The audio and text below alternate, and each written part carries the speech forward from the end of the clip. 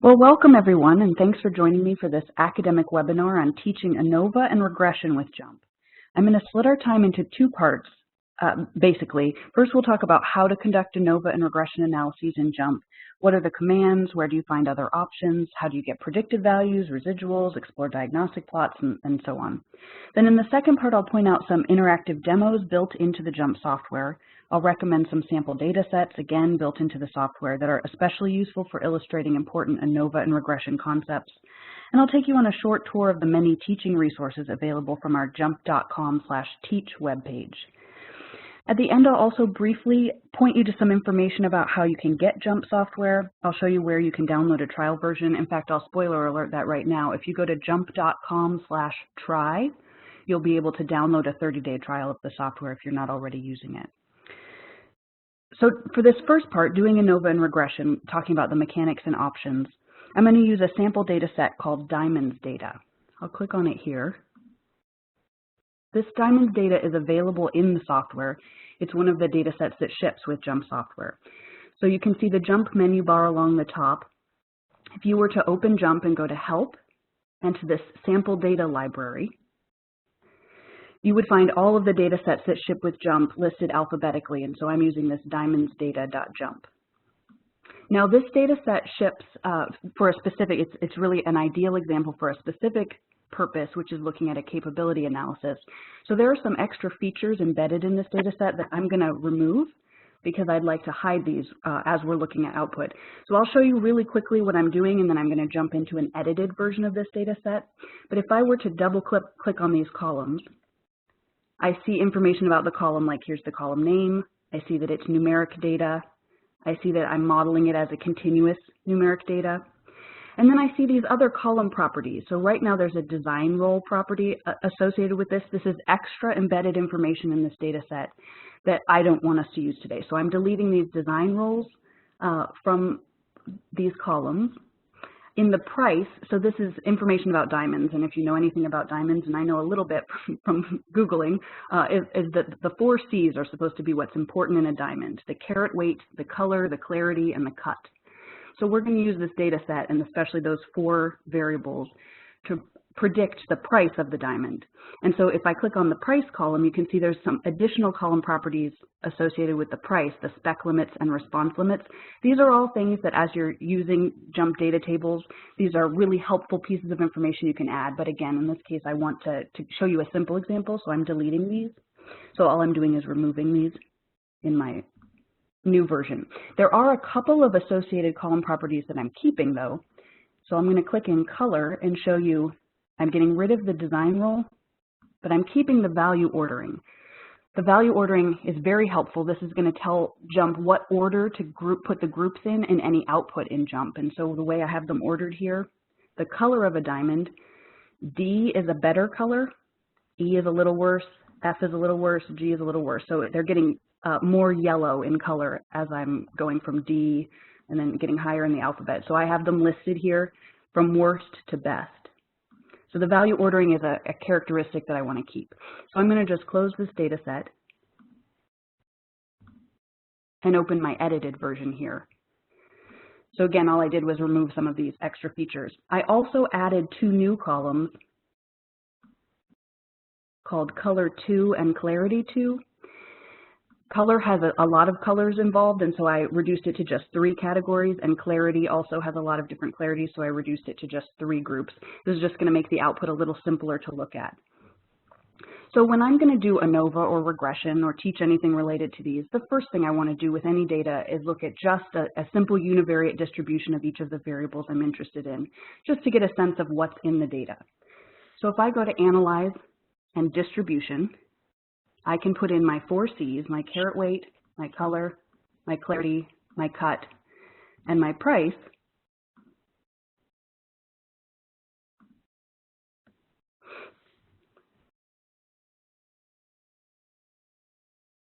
And so now we can look at some information about these variables.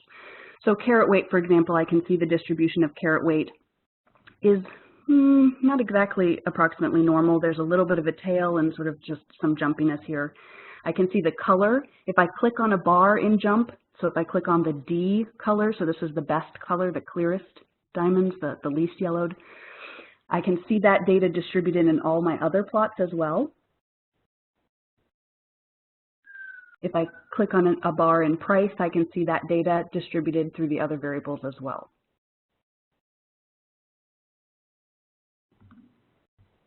And I can also view these stacked if I find that output easier to look at this way. So if I also open up, if I go to Analyze and Distribution and throw in my 2 new color and clarity variables, you can see that I've taken the color D and E and F and combined these to make this colorless category. So these are to the naked eye, essentially colorless. G and H I combined to make this middle category of near colorless. And I, J, and K I combined to make this visible color category, this is the first level of color that might actually be possibly visible to the naked eye. Again, I'm not a diamond expert. This is what I'm learning from my research on diamonds.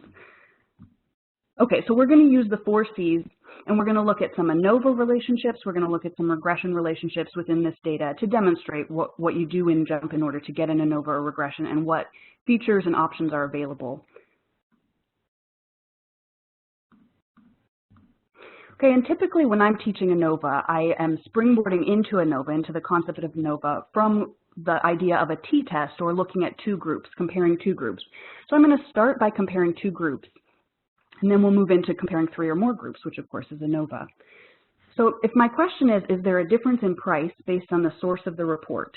So I want to look at price as my response and look at report as my predictor. So I told you we're going to use the 4 C's, carat, weight, color, clarity, and cut to predict price, but there's also one other variable in this data set that has groups in it, which has 2 groups in it. So I'll use that to show us our 2 sample t-test. So let me quickly look at distribution for this variable. So we can see that there's a lot of data coming from one report, the GIA report, and not very much data, only 32 rows coming from the AGS. So these are very imbalanced groups. Nevertheless, I'm going to use this as our example of a t-test. So for a t-test, for ANOVA, for regression, anything where I'm doing a simple relationship between 2 variables, one X, one Y, I'm going to use the same platform in JMP. I'm going to go to Analyze and fit Y by X. I'm going to select my response variable as price and put that in the Y category. I'm going to select report is my categories for X, and then I'll say OK. You can see from this little picture down here that all 4 of these types of analyses come from this same platform. So if I have a continuous response, and these modeling icons, if you've never used JMP before, this little blue triangle indicates a continuous response. The little staggered red bars indicate a nominal response, and the little stair-step green bars indicate an ordinal. So these are categorical responses, and this is a continuous response. So if I had a continuous response and a continuous predictor, I'm going to get a bivariate regression type situation. If I had a continuous response but a categorical predictor, I'll get one-way ANOVA. So this is predominantly the 2 things we'll look at today. If I had categorical versus categorical, I'd get a contingency chi-squared sort of situation. And if I have continuous predicting categorical, I'll get a logistic regression type of situation. So all of this is going to come out of this same platform. This is how JMP is built. It's context dependent, so it matters what variable types I'm putting in. So you can see that I have the little blue triangle next to my response here, indicating this is a continuous variable, and the little red bars next to report indicating this is a grouping variable. So I'll say OK, and the first thing I get is this, a picture sort of the points, a distribution of the points corresponding to what the price was of those diamonds and grouped in these 2 groups. You can see really tiny down here it says GIA, so this is the large group, and then there are 32 observations over here for the AGS group. Now one thing that looks a little odd because of the imbalance in these groups for this particular example is the way JMP makes these reports. It gives a proportional amount of the x-axis to the large group. So each group has a proportional amount of the x-axis. So the reason the AGS got shoved all the way over to the side like this on the x-axis is because there's only 32 observations in this group. So it just gets a tiny proportion of the x-axis, whereas the GIA group gets a huge proportion of the x-axis. Just for comparison, I'll show you really quickly if we do this with more groups. So if I use the color, all of the colors as groups, oops, and price as the response. Here you can see again, K has less data in this group than J has in this group. So again, it's proportionally, you get a proportional amount of space on the x-axis depending on the proportionality of the data in that group. So again, from the same platform, we're going to get a situation where we'd have multiple groups to do an ANOVA or just two groups to do a t-test sort of situation. So this little red drop-down arrow, this is where I get my options pertaining to this context. So if I click on this arrow, I see lots of options. I could look at quantiles. I could do the pooled t-test. This t-test is the unpooled t-test. I could test for unequal variances if I want to have some kind of heuristic to help me decide should I use the unpooled or the pooled. Of course, this unequal variances test is a non-traditional test where we want the null to be true. So if we want, I can click on this and we can get the test of the variances. We can compare means. This is going to be much more useful in the ANOVA situation where we have multiple comparisons. We can ask for just the means and standard deviation output. So here's for the AGS group, which had 32 observations. The mean is $4,759. And for the GIA group, the mean is $3,961. So there seems to be about an $800 difference between these groups. The standard deviations are remarkably similar. I could do the unpooled t-test. And here I see for the two-sided test, my p-value is 0.0539. So for a two-sided test, assuming unequal variances, I can't say that there's a large enough difference to be statistically significant. Had I been interested in a one-sided test, then I see a statistically significant difference. And then we could also get the pooled t-test and compare the output. But we have the same conclusion, pooled or unpooled in this case. For the two-sided test, our p-value is just above 0.05, and so we fail to reject the null in this case.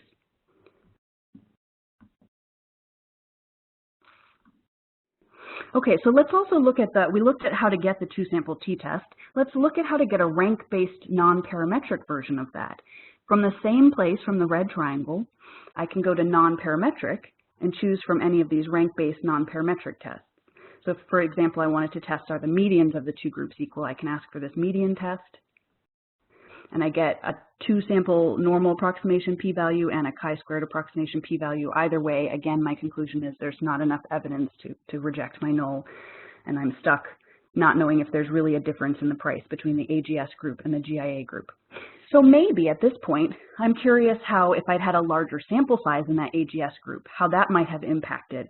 So I can look at a retrospective power and sample size analysis as well. Again, from the red triangle, I can go to power, and I can select, so my two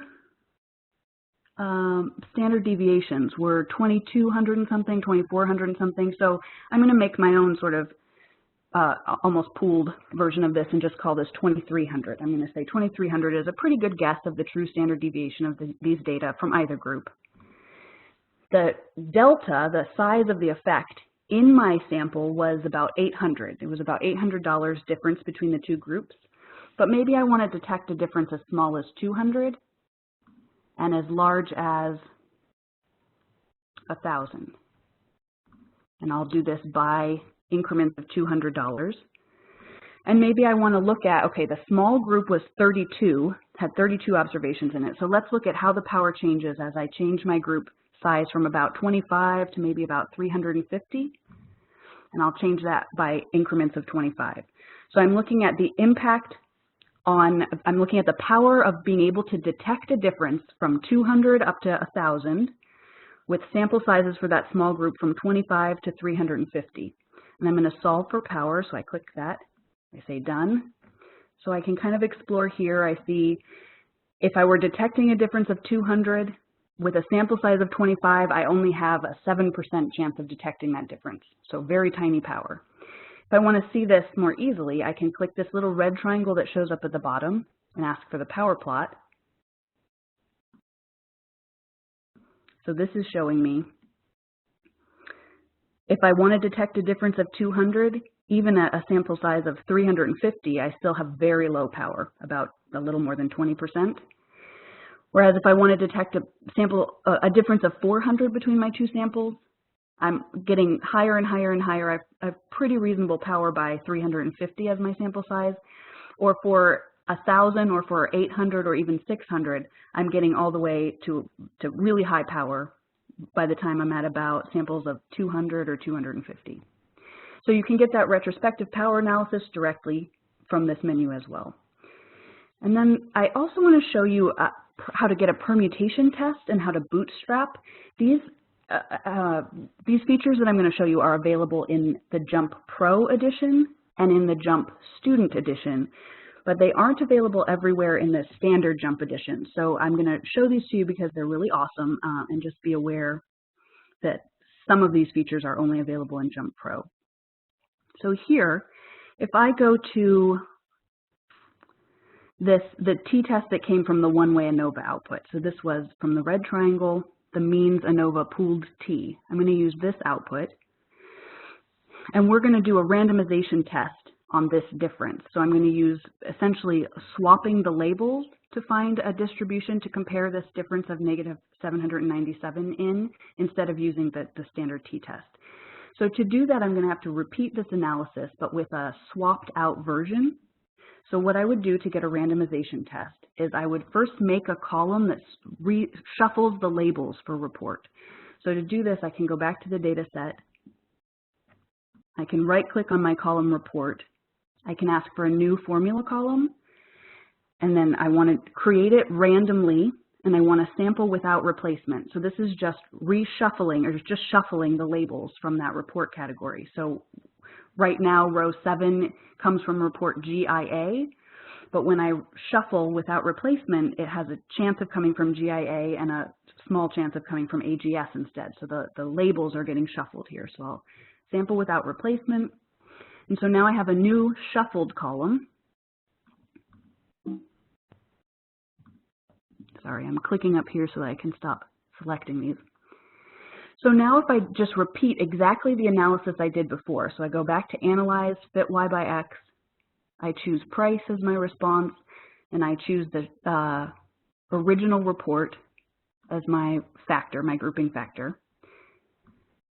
Again, I ask for the pooled t-test. So I got exactly the same output on both of these side-by-side screens. Now I hover my mouse over the difference and I right-click and I go to Simulate. Simulate's going to let me swap in that randomly reshuffled labels, and I can simulate this randomization test. So I'll click on Simulate. What I want to swap out is I want to take the report aspect of this, price by report. I want to replace it with the shuffle of that report. I'm just going to do 100 samples right now. I'll say OK. My first row, which is going to be excluded from this analysis, is just the original difference. And then every one after that is the difference after reshuffling the labels. So I can click on this distribution, and I can very quickly just compare the difference. So I can see this little red line shows me where the actual difference in the original data occurred at about negative 800. And it shows me if I just randomly swapped the labels, what would the distribution of those differences be? And then I get an empirical p-value associated with that. So again, I'm seeing p-value of 0.10, so non-significant difference here. So from the randomization test, I'm getting the same conclusion that I got from the t-test, pooled and unpooled, which is that there's not sufficient evidence here to say that there's a difference. And then I'll show you the bootstrapping of confidence intervals actually from maybe from regression, so we can zip ahead a little bit. So the same things that were available here for the t-test are available when we're doing a one-way ANOVA. So it's an easy transition to move from a 2-sample comparison to a 3 or more groups comparison. So if instead of looking at the difference in price based on the source of the report, if I use a category that has more groups, 3 or more groups, so I'll look at now at the question, is there a difference in price based on the color of the diamond? So I'll go to the same place, still Analyze, Fit Y by X. I'll choose Price as my response. I'll choose maybe the smaller version of color. So there's only 3 categories here in color. No, actually, let's use all the categories. So I'll use the original variable here, and we'll see lots of categories. So the multiple comparisons will be a little more meaningful. So I'll say, okay, we see, again, the data in each of the groups. I can use this little red triangle and, for example, just look at the means and standard deviations for each group.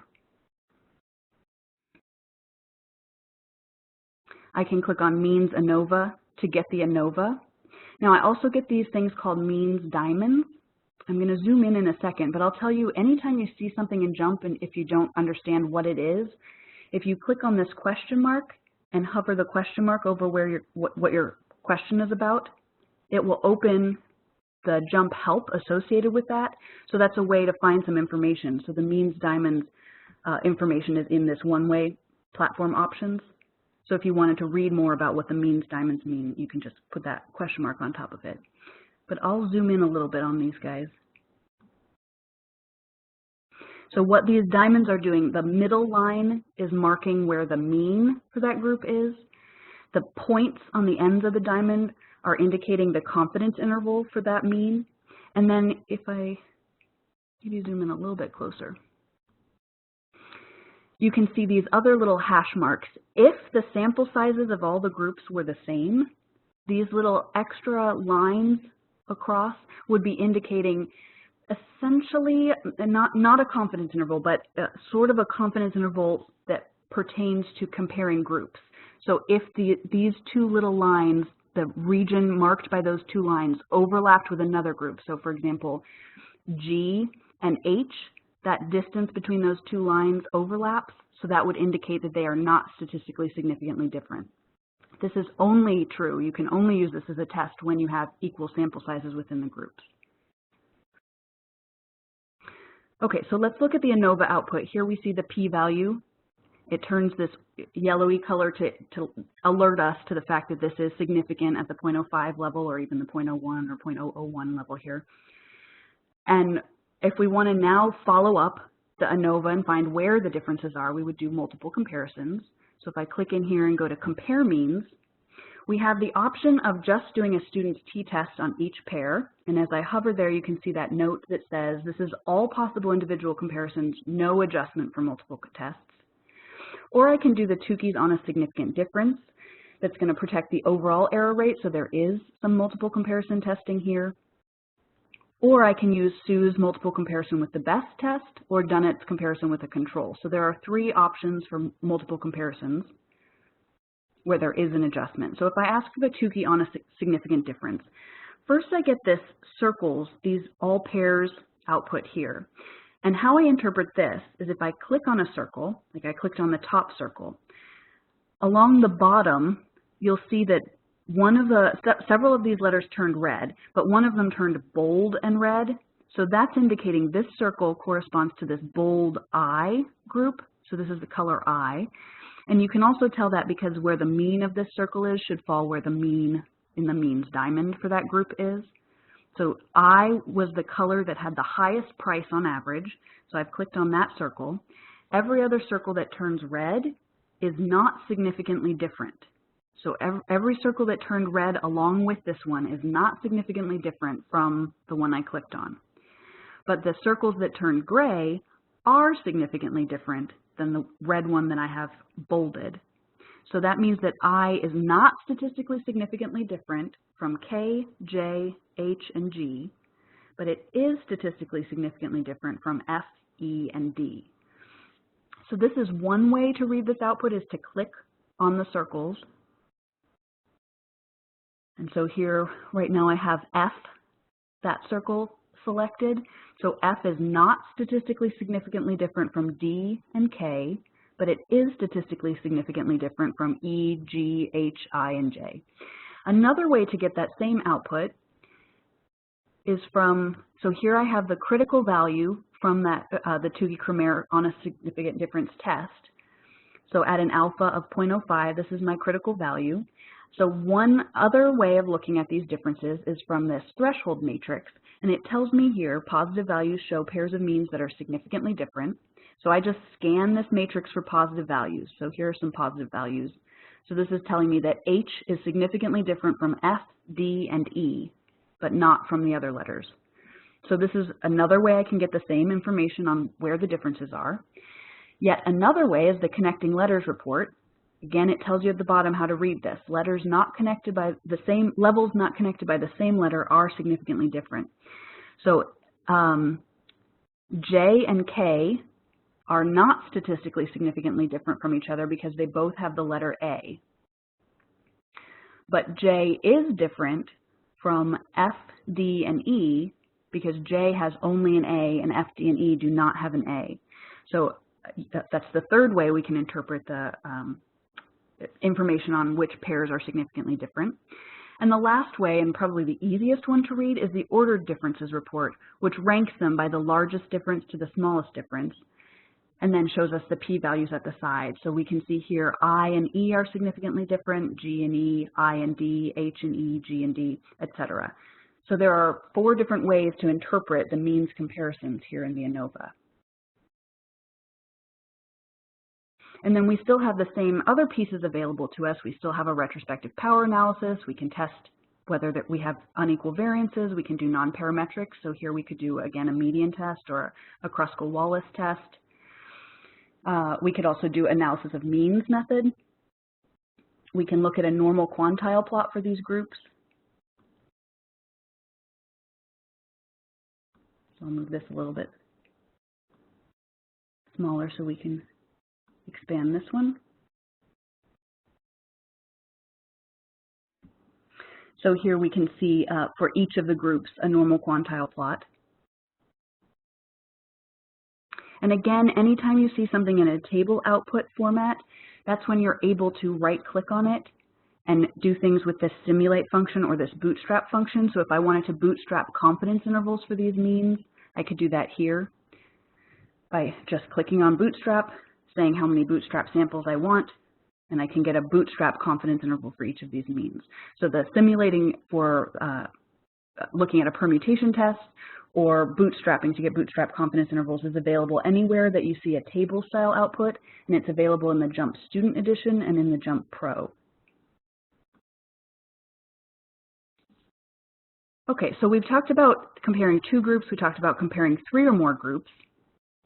Now let's move on. We're going to still stay in that same platform, that same analyze fit y by x, but now we'll talk about a relationship between 2 continuous variables. So now we're moving into the regression context. So let's look now, still in fit y by x, my response variable. I'm going to start by using price. If you remember from looking at the distribution, this was a very skewed distribution. So for the ANOVA and for the regression, I might have wanted to transform this. So we'll look at transformations as well. So I'll start by looking at price, and I'll use caret weight, one of the 4 C's, the continuous one, as our factor. So I'll say, okay, and here's a scatter plot of our data. And from the red triangle, I can do things like fit a mean, which is just going to fit a line across at the mean price. I can fit a line, which is going to fit the linear fit. And from any of these, if I want additional information, I click on the red triangle and I can ask for confidence curves to be plotted on the plot. I can also ask for them to be shaded, confidence shaded fit, shaded for the individual. And I can also remove the fit of anything if I want to clean this up. So if I wanted to get rid of these pieces, I can. So I can, I'll fit the line one more time, and I will also fit a polynomial. We'll try maybe a quadratic, and you can see, try to make this a little bit bigger. Those lines are pretty similar, so it doesn't look like the quadratic is adding very much. Maybe I can try fitting a cubic here. And it looks like the cubic is just overfitting at this end, but otherwise not very different. So I can explore these visually. I can also explore them by clicking on these and asking for, I can save the predicted values, save the residuals. These will save back into the data table. Or I can plot the residuals. So if I plot the residuals, you can see that we're deviating a bit from the normal quantile plot. The residual by row plot is also indicating that we've got something going on here. There's a lot, this doesn't fit perfectly. This is not ideal. So I'll show you as I've been playing with it. I'm going to use Graph Builder to illustrate this. So I'm going to pull in caret weight as my predictor here. I'm going to pull in price. So Graph Builder is another great tool, another way to do transformations or to explore transformations and options. So I'll show you back in our original regression, I had the option to fit the mean, to fit a line, to fit these polynomials. I can also use fit special, which allows me to directly do any of these transformations on X or on Y. But I know from playing with this that what I actually want are not available here. I'd like to look at a transformation on the response variable of log base 10, and I'd like to look at a transformation on the predictor variable of cubed root. So since I'm not able to get these directly from the options here, playing with it in Graph Builder allows me to do a lot of other transformations. So in Graph Builder, I can click on the variable I'm interested in and right-click, and I have this transform option. So I'm going to transform the X with a cube root, and I'm going to transform price, our Y, with a log base 10 transformation. So let me start over this plot, and let's look at log base 10 as the response and cube root. So this makes it, fixes my scatter plot a bit. So instead of having this region up here, they're much closer. So this is going to improve my residuals a bit. So now if I want to save these, if I've played around and I found the transformation that I want and I want to save them back to the data table, while they're in italics, they're just temporary transformations. If I right-click on this and I ask to add to data table, now that variable has been put back in my data table. And so I right-click on this one and I can do the same thing, add to data table. So now I can side-by-side compare the original fit with my transformed fit. So I'll go back to fit y by x, and now I'll use the cube root of caret weight as my predictor, log base 10 of price as my response.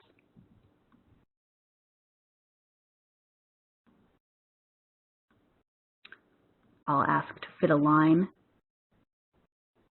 and I can see that the r squared of this line is 82%. The r squared of my original linear fit was 74%. I can look at my residuals. I can see that they're fitting a bit better. Now another feature I'd like to show you that's really easy to see in Graph Builder, so I'll pull up this plot of log 10 of price again and the cube root of caret weight. If I want to explore the relationship between these variables and some of those other predictor variables, so remember the 4 C's are possibly predictive of price. So maybe I'll look at color, my 3 different color categories, and I could color the data by those 3 color categories, or I could overlay. If I overlay and I drag this or click on this straight line, this is actually fitting a linear fit right here in Graph Builder. So I can see, without having done any analysis yet, that it looks like once I use color as a grouping variable in this relationship between the cube root of caret weight and the log 10 of price, once I use color in this relationship, it seems that I'm going to have 3 lines that look pretty parallel. I don't think I'm going to need different slopes for those 3 lines, but that the intercepts are probably going to be different. And so pulling color in as another variable in this model is going to help us explain what's actually happening with price a lot better. So that's going to motivate me maybe to move on to an ANOVA type analysis where I have regression, but regression within groups. So let me make sure that I've covered what I wanted to show you in simple regression first. We didn't talk about a spline fit. That's also available directly from this red triangle. If I go to flexible and fit spline, maybe I'll fit a spline with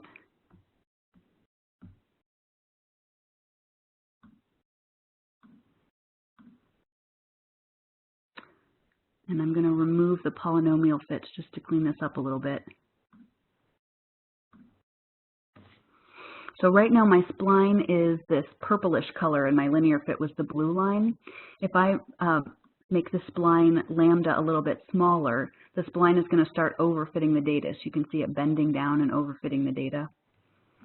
So I could play around with a spline fit as well. I can also select points easily and decide that maybe I want to rerun this without certain points. So this would make more sense to do this from the residuals. So let's look at if I wanted to exclude all of the residuals that are larger than a certain size. So maybe I want to exclude these residuals. You can see when I select points, it selects them in every other plot. So I can see where those points I selected show up in all the other residual plots as well. So they happen to be these large ones on the end. And if I right-click and I row exclude, this is going to now exclude them from any new analysis. So I can now fit a new line, and my new linear fit, let's remove this line now. So my old fit was the blue line, my new fit is the yellow line. So if I drag these axes a little bit so you can see there's a little bit of a difference in how it's fitting because I'm no longer trying to fit those top points. So that the line changed slightly, and again, I could compare the residuals, I could compare how my slope and intercept changed. So it's very easy to just select points, exclude them, rerun, and see what is the effect of an outlier. What if I find some data points that I'm suspicious of, how would removing them change my analysis as I'm trying to decide whether they're legitimate values or not and what my response to those outliers is going to be. And then let's look really quickly at bootstrapping again. If I have output in a table format like the output for the slope and intercept, so here in the parameter estimates, I can right-click on this. I can select bootstrap. I'll just do a few samples. And again, the top row is my original data, my original intercept, my original slope for caret weight, and I can click on distribution to get bootstrap confidence intervals for those values. So the original estimate for the caret weight slope was every time I increase a diamond's caret weight by 1, I'm predicting a $6,472 increase in price. So every carat of a diamond is an additional $6,000, almost $500 in price. And the confidence interval on that number is here, this 6,450 to 6,563. So we can get bootstrap confidence intervals immediately from that output.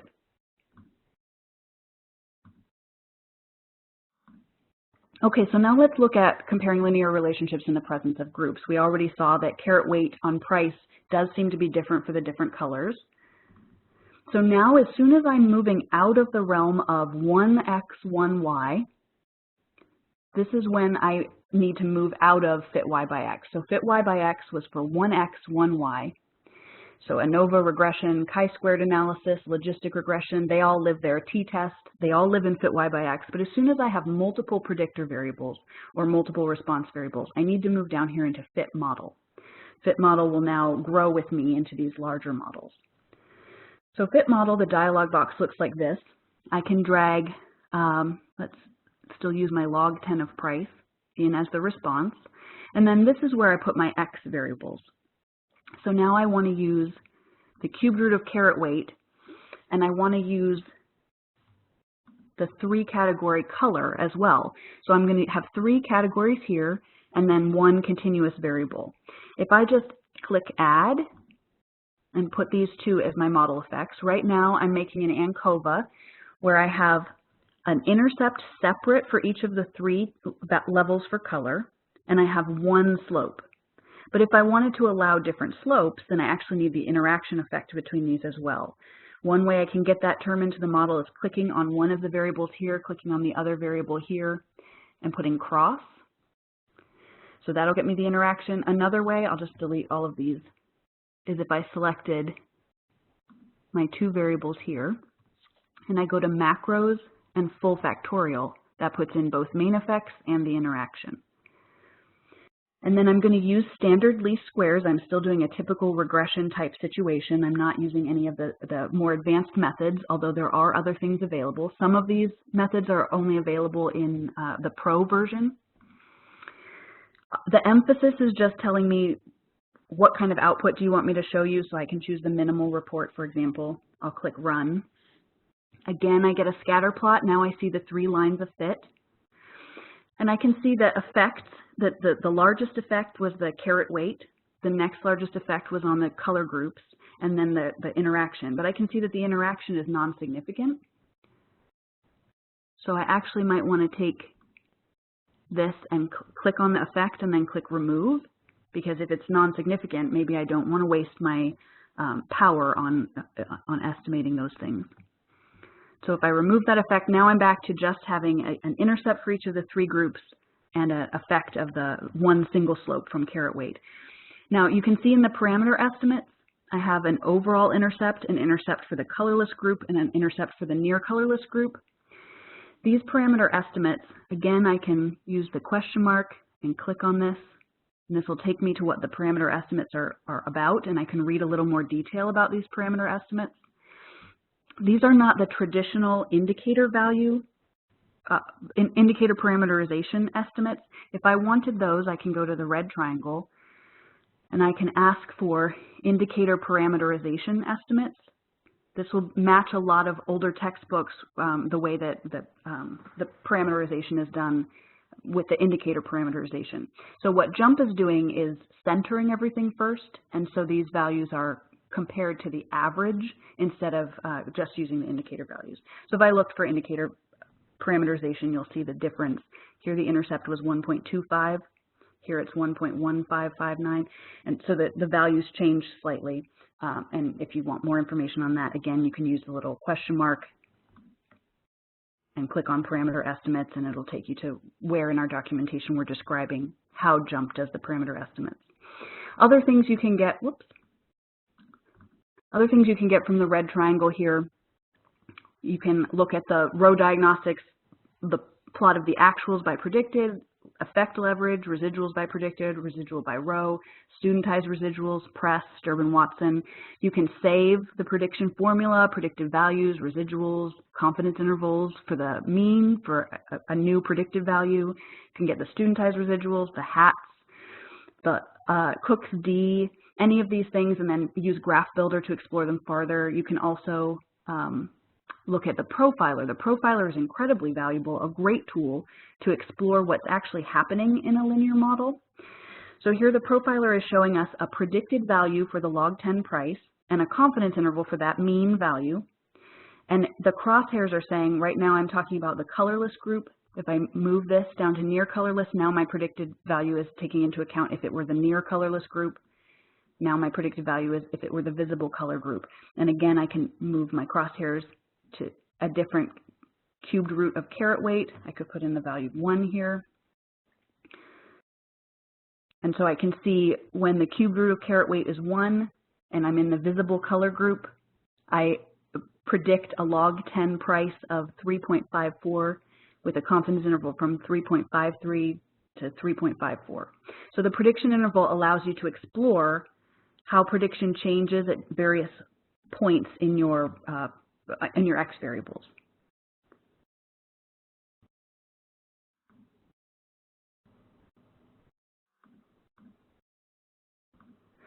And then in addition to including an ANOVA model where we just have one linear predictor and one grouping variable, we can also include more complicated models, relationships between 3 or more continuous variables, other grouping variables. So if I want to answer the question, is there a difference in price based on the main effects and all the two-way interactions between the 4 C's, caret weight, color, clarity, and cut of the diamond on price, I can go to Analyze, back to Fit Model. This is our platform that we're growing into. And I can again use the log 10 of price, or as I'm using more complicated models, I can even choose generalized regression, which is going to allow me to change the distribution instead of having to have a normal distribution for my response variable or for the errors coming from my model. I can choose a different distribution under generalized regression. I could do a stepwise model selection. There are a lot of other things I can look at as well. But if I stay with a traditional standard least squares model and use the log 10 of price, I can use the cube root of caret weight, my smaller version of categories for color, my smaller version of categories for clarity and cut. So those are my 4 C's. Here I see degree 2. So if I go to macros, factorial to degree, this is going to put in all the main effects and all the two-way interactions. It'll be everything in the factorial up to the degree I've specified. So this is how I'd set up a model that has all the main effects for the 4 C's and all the two-way interactions of those effects.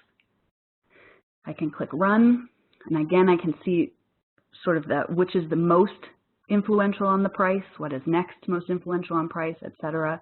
The first interaction that's important is between color and carat weight.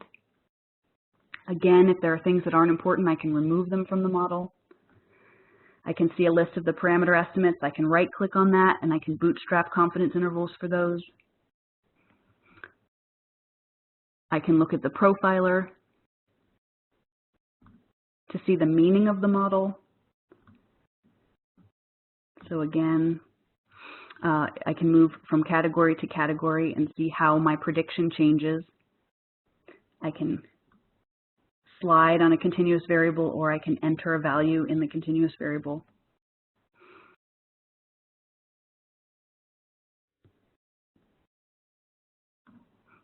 Okay, and I mentioned very briefly that some of those modern regression techniques are also available here in Fit Model. So under Analyze and Fit Model, I could pull in price as my response and some of these variables as my predictors, and I could choose generalized regression, for example. I could change the distribution of the response or of the errors here. I could also, I could throw in maybe a very large model. Maybe I want all 4 of my C's, and I want this full factorial, so all of the possible interactions up to the 4-way interaction. So this is a large model, and maybe my goal here is then to model select and reduce this model. So in this case, I could use, again in JMP Pro, generalized regression is available in JMP Pro with these options, but I could use generalized regression and click Run, and now I'll get some of these modern regression techniques like the lasso method for model selection, or I could use ElasticNet or ridge regression, double lasso, or forward selection if I'm doing the traditional, or 2-stage forward selection. I would recommend forward and 2-stage forward in a designed experiment situation. And I would recommend trying lasso and ridge and double lasso, ElasticNet, some of these methods in a more observational data sort of situation. They tend to perform better. So if you want to learn more about the modern regression techniques, we have other webinars and many other resources available. So let's now look at some of the resources that are available if you're teaching with JMP. So first of all, built into the software are a bunch of really great demos. So again, up in the Help menu, remember sample data libraries where a lot of these data sets are available. But down here in sample data, you can also see sample data sets that are suggested for different types of analyses. So if you're teaching ANOVA and you want an example of a 3-way ANOVA, here's a great example. You can pull up the popcorn data. Or if you're teaching regression and you want some regression examples, these are available here. Also on this side, we have this teaching resources section. And under teaching scripts, these demos and modules are really great. So the ones that I'm recommending specific to teaching ANOVA and regression are these: the demo least squares, the demo collinearity, and the permutation test for 2 means or 2 medians. These are located under the demos. So let me show you the demo least squares. You can click on this to add extra points. You can drag these boxes around so you can have students try to fit the points as best as they can. Then you can look at your residuals to that line. You can look at your squares to that line. Then you can look at the actual least squares line and see how well you did compared to that. Look at the actual least squares. And then similar to this, in demonstrate regression, you can select an intercept, a slope, the correlation. You can draw additional samples, and you can look at information about the summary of fit here. Again, you can add points. So a lot of these demos allow you to create sort of your own sample data, or you can use your own sample that you're using a data source that you're pulling in, or you can completely create your own from scratch. So these demos are great tools for teaching, for exploring what these concepts are. So let me open also demo collinearity. So here I can set a mean for each of my variables. I can set standard deviations, the sample size, and how large is the correlation between x1 and y and between x1 and x2.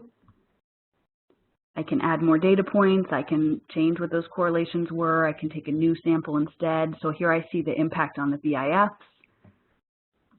So these tools are really fantastic. If you're teaching ANOVA and regression, you're definitely going to want to explore what's hiding there in the help sample data and then the teaching resources over here. There are also some data sets that I'd recommend for teaching. All of these are available in the software. So I just showed you, if you click in the help and sample data, you'll get right here, and I just pulled these into my JMP journal over here. So if you wanted to teach with ANOVA, there's some suggested sample data sets. So we have a lot of sample data sets at the level of teaching ANOVA and regression. But also, I'd want to draw your attention to specifically to the ANSCOM data. This is a great data set to show the importance of diagnostic plots. If you haven't played with this data before, definitely find this data set, whether in the JMP software or just online. The Galton data set is great. That's the origin of the name regression, and so you can show what happens when X and Y are switched. The slope data set is a great data set that shows a hidden dense cluster, so you see where the best fit line comes, and it's a huge surprise because it doesn't appear that that's where it would go based on what you're seeing on the plot, but it's because there's a hidden dense cluster. Polycity is another great one to see overfitting because of an outlier. The Longley data is great for collinearity by exploring the leverage plots. And the row data is another huge leverage effect from a specific row in the data. So those are great example data sets that I definitely think if you're teaching ANOVA and regression, those are great tools. And then lastly, what's on our website? There's so much on our website. We have a lot of teaching tools, case studies, examples, drawn out examples that are motivated and have a lot of problems associated with them. We have a page that talks about textbooks that also use JMP or maybe even have JMP add-ins with all their data sets available. So I'm going to take you to our jmp.com/teach. So you can go to jmp.com/academic, and that will take you to the top of this page. This is where you can click to get JMP, to find out more about learning how to use JMP, to see why you might want to use JMP. So this Get JMP page will tell you a lot about the licensing options and tell you how to get JMP. Also at the top of our page, if you click on Try JMP, let's do this right now, it takes you over here to how you can request a 30-day trial. But here's our resources. So if you go to jmp.com/academic, you can scroll down to get to our resources. Or if you go to jmp.com/teach, it'll take you directly here. So there's getting started videos if you've never used JMP before and you want to learn more about manipulating data tables and just how to get around, how to navigate in JMP. This is a great place to start. The live academic webinars, you happen to be watching one right now. So if you want to register for other live academic webinars, this is the link. We also record these and post the recordings in our academic webinar library. So you can browse here to find other academic webinars on teaching or learning aspects of JMP. The learning library includes one-page guides for a lot of really common topics. So for example, in correlation and regression, if you wanted just a one-page, here's how you do correlation in JMP, there's a 2 to 3 minute video explaining how to do it, and then there's a PDF of a one-page guide. Sometimes we also have some web-based tutorials on those topics. So the learning library is incredibly valuable if you're using JMP in the classroom and you want your students to have a resource to know exactly how you do this thing in JMP. The case study library includes case studies of real problems, divided sort of into these business stats or traditional statistics and biostatistics or analytics and predictive modeling examples. If you're teaching logistic regression, I really love this Titanic passengers example. All of these examples are great. And so these are motivated real problems with exercises for students to do. So they're very developed examples. The course material library is also incredibly useful if you're teaching a course and you want to know what we recommend for you to use for that course, what we have around. We've tried to group some of these items by a specific course topic. So if you're teaching regression modeling, for example, we've grouped this. We've shown you which one-page guides are most relevant, which case studies are most relevant, what JMP scripts and add-ins are most relevant, so what kind of resources that we have that we think might be helpful in your course. We've grouped these things on course pages for you. So that's another great resource if you're teaching to check these out. Also in the online courses using JMP, my colleague Julian Paris has created this online statistics course that has videos for all kinds of topics. So if you go here to significantly statistical methods, you can find all these modules with videos and lots of information related to these topics. And so if you are looking for just some extra resources in your class, extra guides on how to do certain methods, and you want to give your students extra things to look at home, that's a great resource to send them to. Also from our jump.com/teach page, the Books with Jump has a list of a lot of books that we're aware of that incorporate JMP in some way, and some of these have this textbook add-in. The textbook add-in, if I go back over here to JMP so we see my JMP menu bar, the add-ins, here's a textbook add-in for the Statistics Learning from Data book. So this add-in includes all of the data sets, all the example data sets, all the exercise data sets directly from this add-ins menu in JMP. So this can be really helpful if you do happen to be teaching with a book that has the add-in. You can send your students to that web page. They can download the add-in and have the data sets really easily accessible within JMP. And then the JMP intro lab activities are in this AP Statistics resource. If you're teaching AP Stats, this is a great resource. But even if you're not, if you're teaching intro stats, we have a number of lab activities that might be relevant for you. And so if you want regression lab activities, hypothesis testing, etc., there's a lot hiding under this AP Stat resources. They're also linked with the course material library when they are relevant to a certain course that we think you might be teaching. The interactive learning tools is a few more of those interactive demos that you can also download here. And student assessment, JMP partners with WebAssign, and so we have about 140 questions right now in WebAssign that you can assign to your students. So we're really close to the end of the hour. I did mention how to get the trial. One is to go to jump.com/academic and click on Try JMP. Another is to go to jump.com/try. You can also send me an email if you have any questions, or you can send an email to my colleague Chuck London at chuck.london@jump.com, and he'd be more than happy. He works with our academic sales and would be more than happy to give you licensing options and provide more information about what might work for you. So I'm really close to the end of the hour, but would be happy to take any questions. So Mia, if anyone has questions I can answer, please direct them.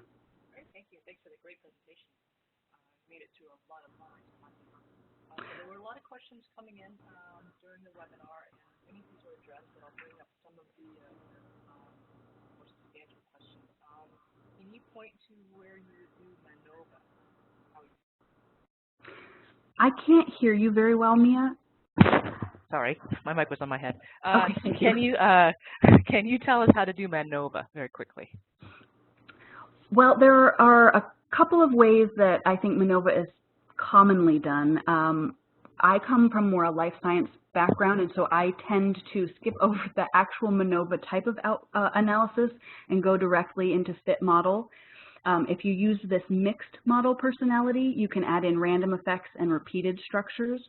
So a lot of times in a context where someone might use ANOVA, I might be directing them to use a repeated covariance structure instead. So one aspect of a multiple response analysis is using this mixed model personality right in that fit model platform. But another way is to go to analyze and to multivariate methods. So if you have multiple response variables, there are other options you can get here from the multivariate methods platform. And there's a one-page guide that will walk you through exactly what to do if you go to our learning library. Under multivariate methods,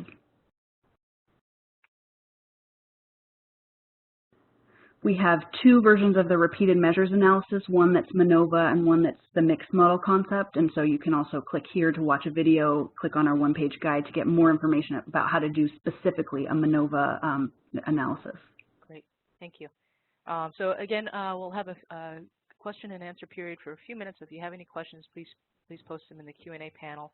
Another question that came in, can you briefly explain why you spent a lot of time talking about randomization tests and bootstrapping, and it was really nice to see that, but can you explain why you might use that from a teaching perspective?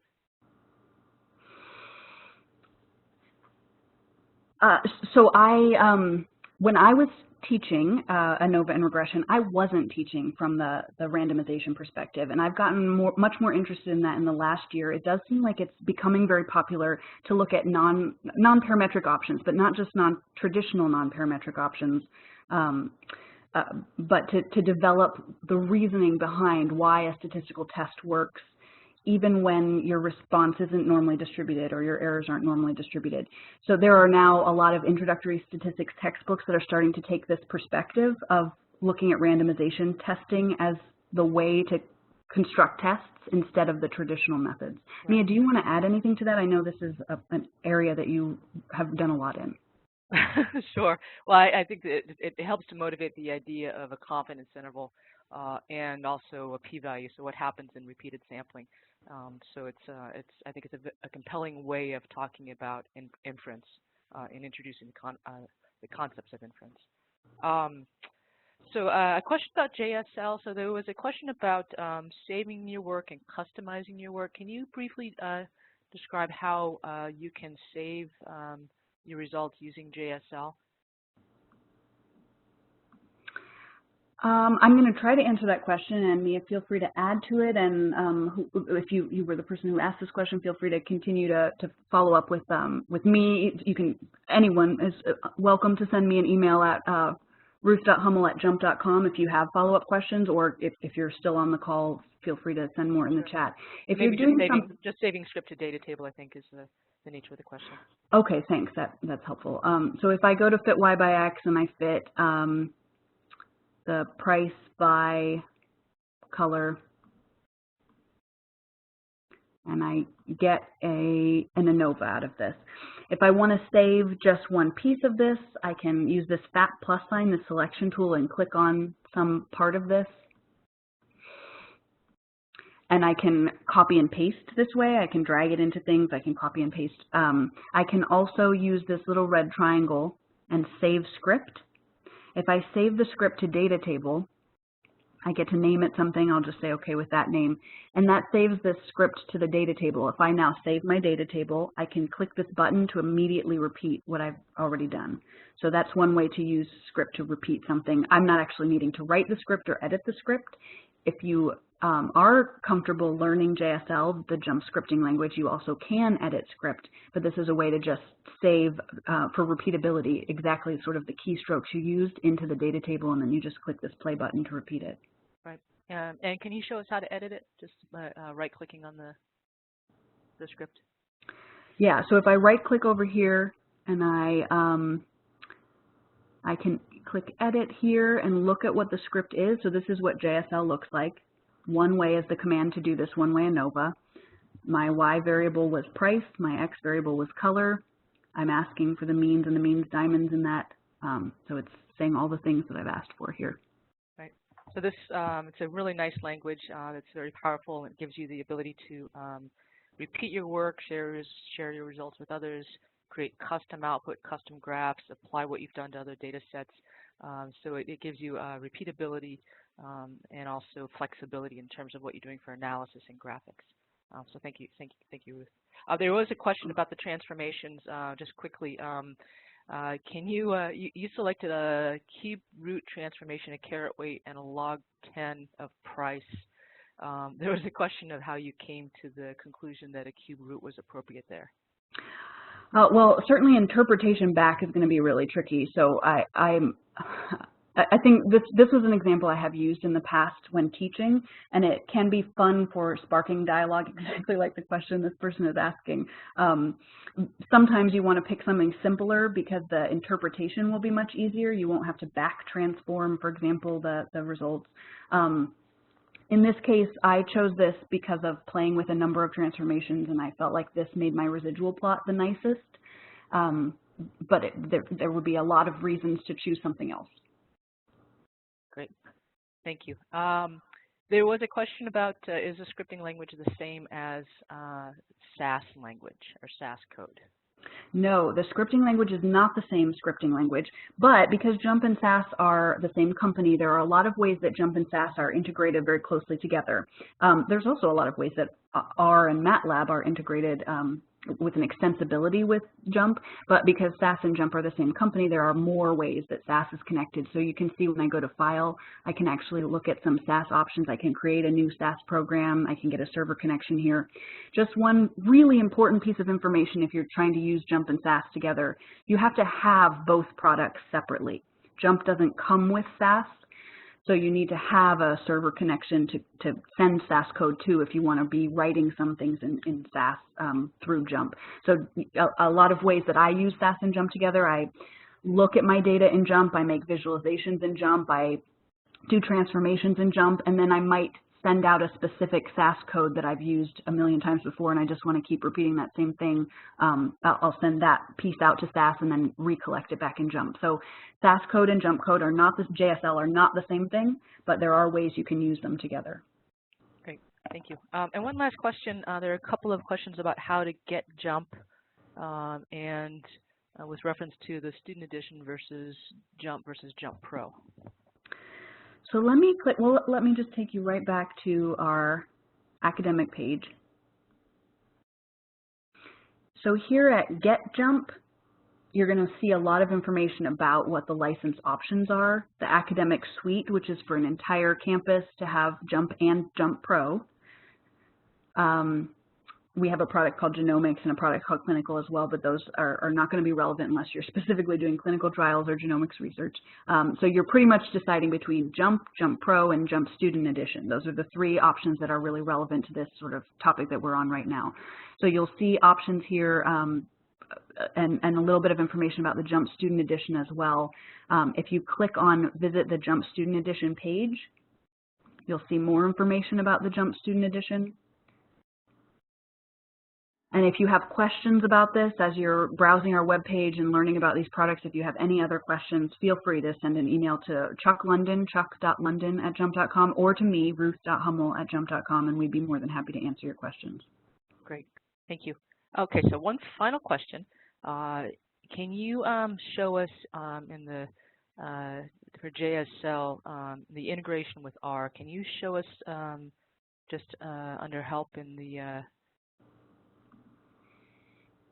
if you go to help and the scripting index, can you just describe how JMP is integrated with R? So if I click down here on R, there are a lot of pieces of JSL that's telling it how to connect to R and some pieces of R code or JSL code that's sort of a wrapper around the R. So if I wanted to send something to R, if I wanted to submit something to R, so R init is initializing R. R submit is sending this R code. So here's some R code. The vector X is getting random normal, 1,000 random normal observations. This is getting a histogram. So this part in here is R code. You wrap that in initializing R and submitting R, and then terminating R down here. So you can use our JMP scripting index to find some of these snippets to start getting more comfortable with this. There are some of these pieces here. Sure, and there's some examples on our JMP user community, which is community.jmp.com. And a lot of users will use JMP as a front-end interface to R, so they'll use the graphic capabilities in JMP, and they may run some code in R and then bring the results back into JMP. So it's a nice open framework. It also works with MATLAB and SAS as well. Yeah, our user community I opened right here, community.jmp.com, and if you were to search for R, for example, you'd find things that users have submitted using JMP and R together. Great. Well, thank you, and thanks for the wonderful presentation today. Thank everybody for attending. So I'll stop the recording now. This will be posted at jmp.com/webinar later today or tomorrow with the journal and the link to the data set, or the data sets that Ruth was using. Yeah, thank you all for attending. We really appreciate it. Please